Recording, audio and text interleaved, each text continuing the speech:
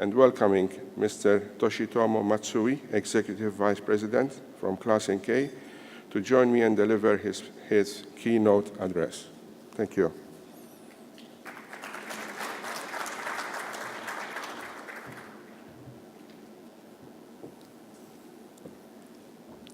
Thank you, Mr. Chairman, fellow speakers, and distinguished guests. As I was just introduced, my name is Toshitomo Matsui, and I am an Executive Vice President of Class NK. I would like to begin today by thanking SeaTrade for inviting me here today. SeaTrade Middle East Maritime. For the sixth time now, SMEM has brought together the top minds from throughout the Middle East and the world, and it is a great honor to be here with so many of the leaders of our industry. My career in the maritime industry spans some 40 years now, and over that time, I have seen many changes in our industry.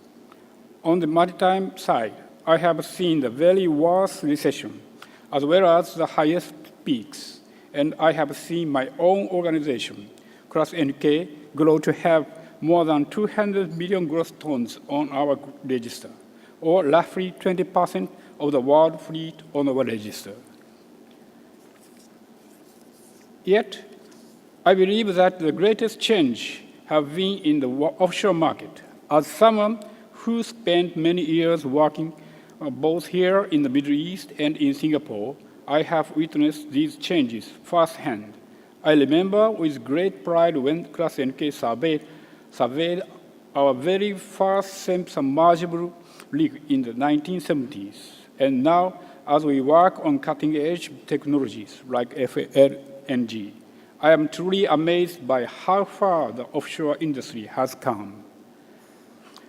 While there are many who look back fondly to the beginning of the offshore industry in the Gulf of Mexico and the North Sea, I believe that we are entering the greatest age of opportunities that the offshore industry has ever known. Growing population and rising living standards in Asia, combined with the incredible pace of technology development over these past few years, are paving the way for a new golden age of offshore, the first years of which we are just now being to experience.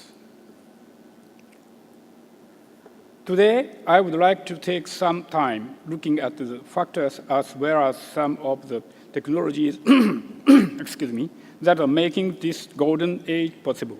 I will begin by looking at the factors affecting both the oil and gas markets, and then discuss the broader changes that are occurring in the offshore industry and the new wealth of opportunities that they are creating. Let's begin by taking a look at the market and the forecast for offshore oil. While new technologies such as wind and solar power has the potential to revolutionize in the world energy industry, we must also admit that the future of energy is still oil.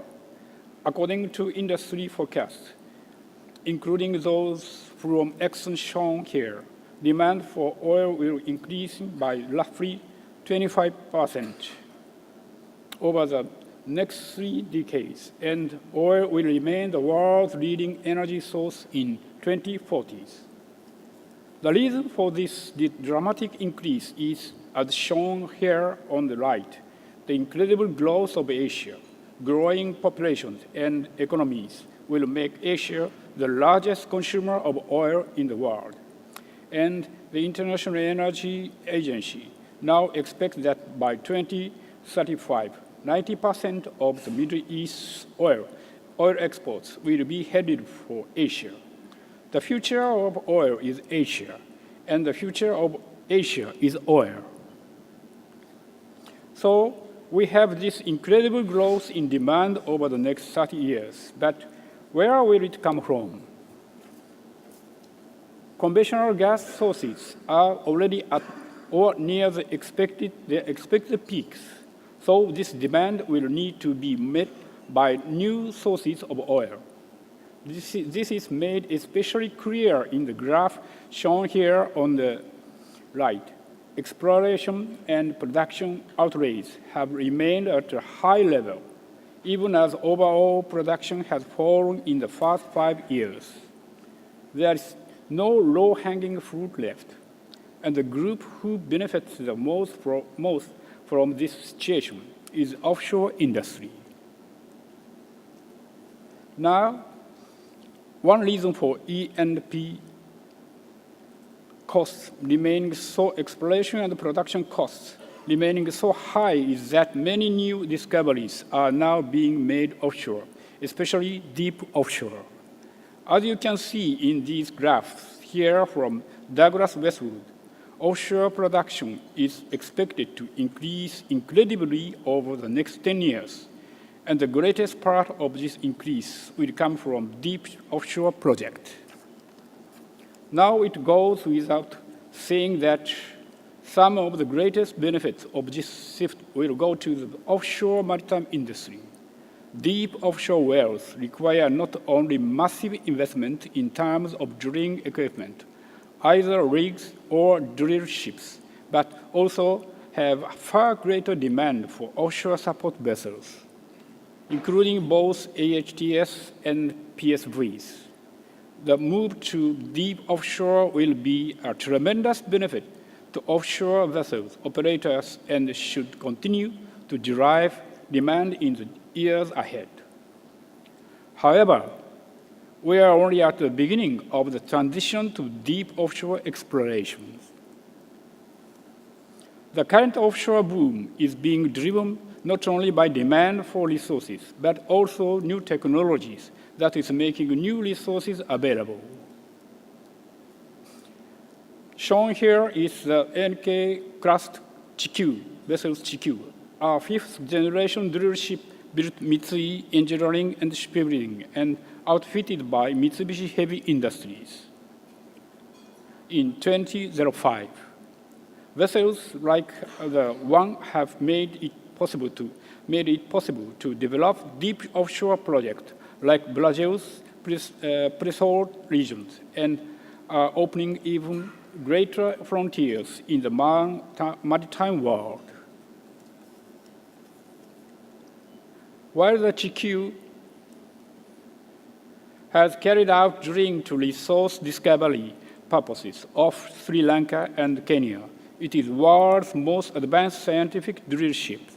The Chikyu was designed to carry out ultra-deep drilling into the Earth's mantle in order to secure rock cores and better understand plate tectonics, deep sea biology, and other fields. As part of this research, however, the vessel is also called on to drill in extremely deep water. Earlier this year, the Chikyu set a new world record for deep sea drilling, reaching a total of depth 7,740 meters in water that was more than 6,800 meters deep. As you may know, Brazil's pre-salt oil fields, for example, were discovered in a region where the water depth was approximately 2,500 meters deep. So the Chikyu being able to successfully drilling roughly 1,000 below the ocean floor in 6,800 meter deep water is a truly momentous achievement. Although the Chikyu is a scientific vessel, the technology and skills developed in order to reach these great depths can now be used in the offshore industries, opening a path to even greater potential discoveries in far deep waters in the future. Now let's take a look at what the future holds for natural gas. Now, while oil will remain an undisputed leader in terms of energy in 2040, gas will not be far behind.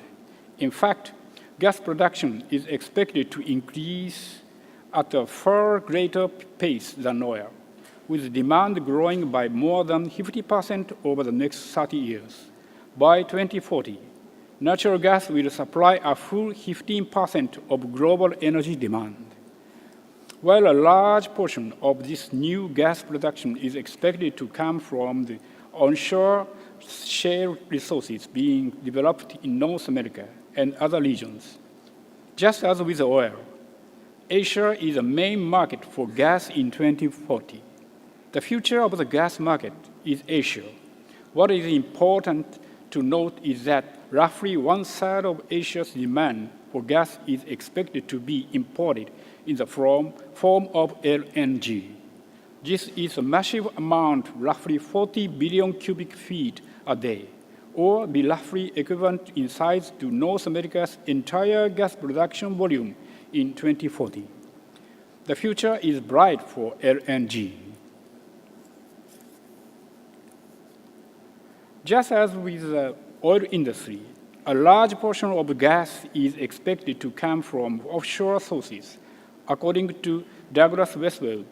In oil barrel equivalent terms, offshore gas production is expected to outstrip offshore oil production by 2020. Just as with the offshore oil industry, the development of these resources will be a tremendous benefit to the OSV, offshore support vessel owners and operators. Like offshore oil, many of these discoveries are in deep water, and just like an oil rig, floating LNG, FLNG requires support from offshore support and supply vessels. The coming floating LNG boom will be a tremendous boost to the industry. Now, floating LNG is already a major topic in the offshore industry, and there are already a dozen projects currently in various stages of development around the world. With more than half of the project and roughly two-thirds of the production volume under development in the Asia-Pacific region, the Asia-Pacific region is expected to be the heart of the offshore gas industry. But just as with oil, the offshore gas industry has a great potential for the future, for future growth, and the reason is that new technology is making it easier and more efficient to produce gas from even small and medium-sized fields. One of the technologies that is making the revolution in offshore gas possible is shown here. This is the Libro floating LNG system. It is a floating LNG system developed specifically for offshore use as part of a joint research program carried out by one of the world's leading floating production companies, MODEC, and of the world's leading topside plant manufacturers, Toyo Engineering and Class NK. The Libro LNG design addresses many of the CapEx concerns related to floating LNG and is already being used as the basis for front-engineering and design of, or FEED, for a floating LNG project currently under development. Libro represents a very different approach from traditional floating LNG vessels. For example, most floating LNG systems making use of flammable hydrocarbons to cool the gas. As a flammable substances, they must be kept away from the crew quarters. Further demands for space mean that the floating LNG must be very large to accommodate all of the equipment on the top side, and this means the hull must often be custom built, which greatly increases the capital expenditures.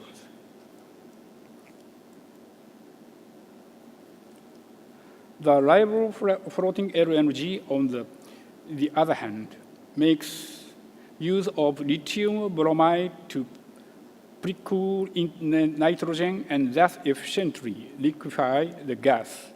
As both these substances are non-flammable, the cooling system can be placed directly next to the crew quarters, reducing the space needed. Such lithium bromide systems have been used in onshore industry, air conditioning systems for many years, so they have a long history of safe use.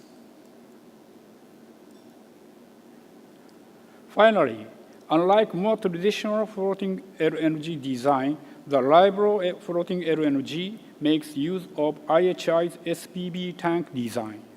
The SPB tank is a modern technology developed in Japan in the 1980s. It is considered to be one of the best options for LNG tanks as it is resistant to sloshing while keeping deck space open and has a proven track record in the industry. Most importantly, the Libro does not require a custom-built hull. The topside equipment is small enough that it will fit on a standard Cape-size bulk carrier, and existing Cape-size bulk carriers can even be converted into Libro floating LNG units. This means that gas fields can be developed at much lower cost, and that even small and mid-sized fields of stranded gas, once though too small for production, can now be profitably exploited. It is technology like this that is driving the pace of the floating LNG industry and is helping make a new golden age for gas a practical reality. As offshore gas becomes more practical and cost-effective, the opportunities for the offshore maritime industry only keep growing. So now that I have discussed some of the market forces and technologies, I'd like to close today by talking about the opportunities that this new boom in offshore is making possible. It is important to remember that the deep offshore boom that we are witnessing today is not the first offshore boom, but the second.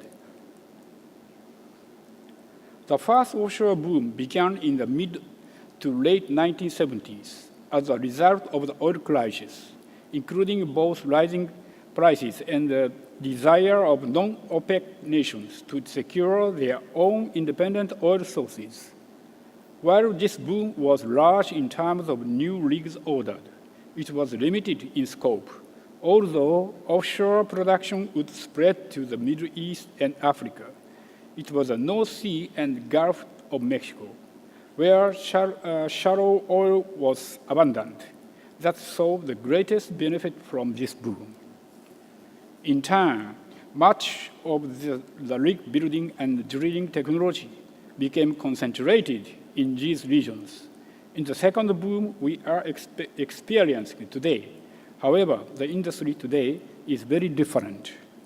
New technologies such as systems I introduced today have helped make deeper fields more accessible, and at the same time, the high price of oil has helped spur investment in new exploitation and production projects in a wide variety of regions and around the world. As a result, today's second boom is much broader, not only increasing the potential for development in mature sectors like the North Sea and the Gulf, but also opening up new areas of production in Brazil, Africa, and Asia, as oil prices remain high and as technology continues to advance. This second boom could grow still larger and broader in the years to come. Of course, not all markets are created equally. And not all markets present the same range of opportunity, especially for operators here in the Middle East. In the Gulf of Mexico, for example, 5 companies control almost all of the anchor handling towing ships, vessels, support vessels employed in the region, even as new deep offshore discoveries are being made. The opportunity for new entrants is limited.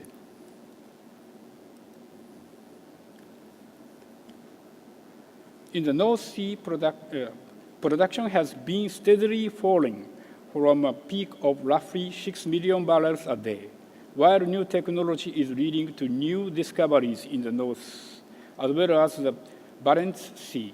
National interests are likely to limit the chances for new operators to take advantage of new finds. In Brazil, with the pre-salt fields, we have some of the largest and the most important finds in the past few decades. However, access to the fields is controlled by Petrobras, while the sheer size and scope of the finds means there will be many opportunities for new players. Local content laws and other regulations will also serve as barrier to entry. While there are many challenges, there are also many opportunities. In Asia, floating LNG is already becoming a reality, and many of the deep water fields are only just now being explored.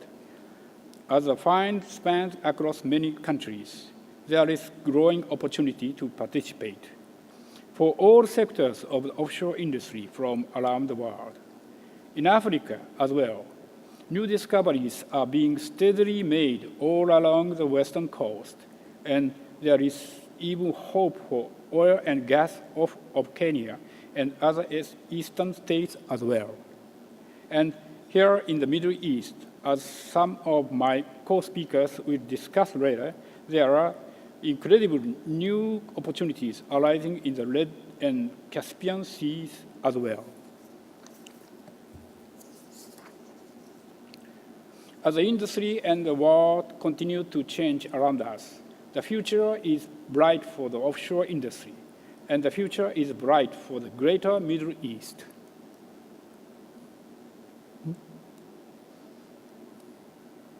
And thank you very much.